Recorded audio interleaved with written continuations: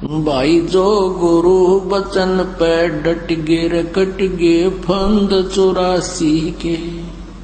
भाई जो गुरु बचन पे डट गे रे कट गे फंद 84 के। कट गे फंद 84 के रे कट गे फंद 84 के। भाई जो गुरु बचन पे डट गे रे कट गे फंद 84 के। एक प्रियव्रत नाम का राजा था। एक प्रियव्रत नाम का व्यक्ति था। उसने 11 अरब वर्ष तक तप किया। उसको उस तप के प्रतिफल में उतना ही समय तक शासन मिल गया। वो राजा रहा।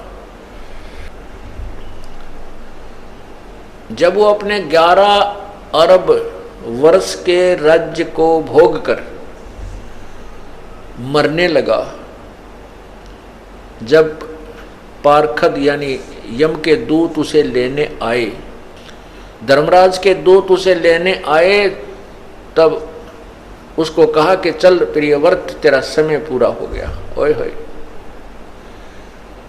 तब प्रियव्रत कहता है कि मुझे कुछ और समय दे दो, मुझे कुछ और समय दे दो। तब उन दूतों ने कहा कि नहीं, तेरे लिए अब इससे आगे कोई श्वास भी देने का हुक्म नहीं है। उठा ले गए, धर्मराज के पास पेश कर दिए। वो धर्मराय ने पूछा कि प्रियव्रत, 11 अरब वर्ष तक तूने राज्य तप किया और 11 अरब वर्ष तक तूने अपना राज्य भोग लिया। अब बता, कुछ कमा के लाया के खाली आया? तब प्रियव्रत कहता है, महाराज खाली आया, कुछ नहीं लाया। फिर धर्मराज ने कहा कि इसको गधे की जूनी दो, गधे की योनि मत डाल दो, इसका काला मुंह करो। तब उसने प्रियव्रत ने कहा, मेरा काला मुंह क्यों कीजिए है? धर्मराज ने कहा कि 11 अरब वर्ष तक तूने तप किया, उसके बदले में राज ले लिया, भगवान की भक्ति करी नहीं, इसलिए तेरा काला मुंह किया जा रहा है और गधे की जोनी में तुझे डाला जा रहा है।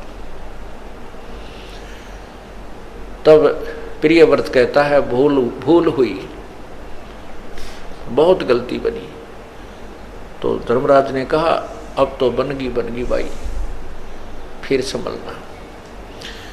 एक काणाकर्ण तपस्वी था। उसने 22 लाख वर्ष तक तप किया। इतने ही वर्ष तक राज्य किया। उसको 22 वर्ष तक तप किया, 22 लाख वर्ष तक तप किया। फिर उसके लिए विमान आया लेने के लिए। अब चलो, तुम याद किए हो, धर्मराज दरबार में चलो। उसको इतना अभिमान हो गया था कि मेरे जैसा जाजुल तप किसी ने नहीं किया होगा। रास्ते में एक पत्थर पर शिला थी। एक पत्थर का बहुत बड़ी पत्थर था और उसके चारों तरफ उन पार्षदों ने कहा,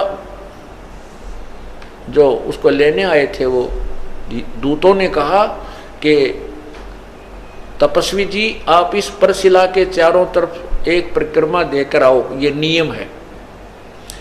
अब वो काणाकर्ण तपस्वी उस परशिला के चारों तरफ चलने लगा। उसने देखा वैसे ऐसे 18 करोड़ काणाकर्ण अपना नाम लिख गए हुए थे, मैंने इतने हजार वर्ष तप किया, मैंने इतने लाखों वर्ष तप किया।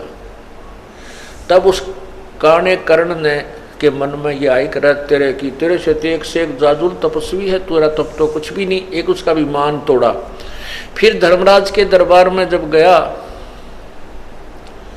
धर्मराज ने कहा, न्यायाधीश ने कहा कि भाई तपस्वी जी,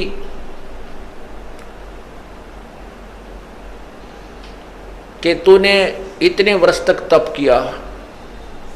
कहाँ जी तप किया? कहने लगे कि अब और इतने वर्ष तक राज्य किया।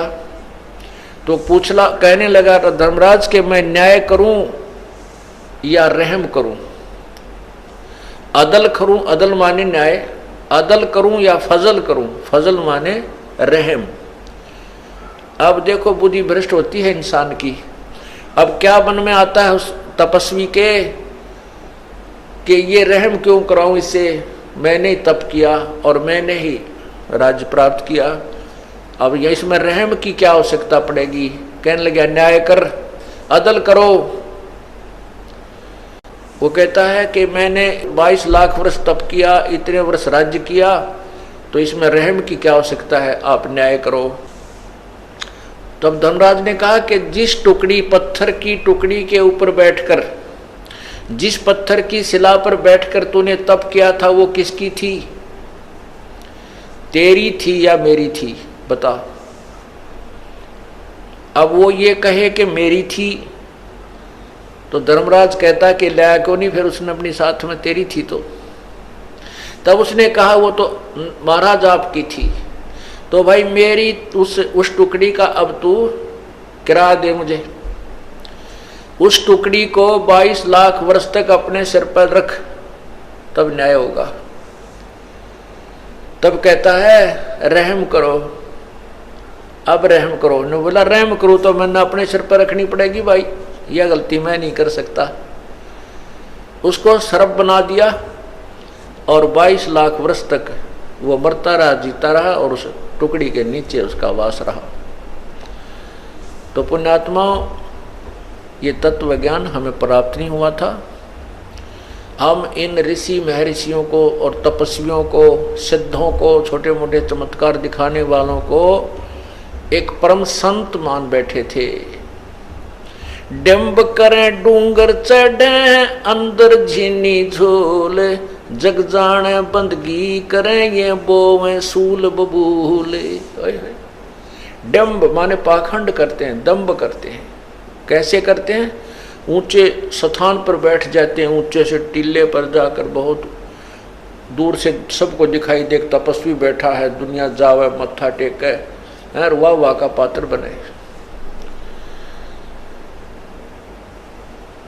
भोली जनता तो ये समझती है कि बड़ा तपस्वी है, बड़ा साधक है, बंदगी कर रहा है, भक्ति कर रहा है। और तत्व ज्ञान से परिचित संत कहता है ये तो अपने आने वाले जीवन में, भविष्य में बबूल के बो रहा है, उन कांटों को बो रहा है जो इसी ने उनके ऊपर चलना पड़ेगा। डम्ब करें डूंगर चढ़ ये अंदर झीनी झूले, जग जाने बंदगी करें ये बोवें सूल बबूल।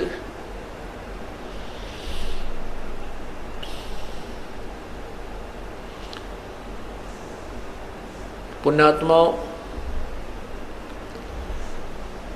ये काल यही चाहता है कि ये प्राणी गलत साधना करे और मेरे जाल में जीवे और मरे, बस।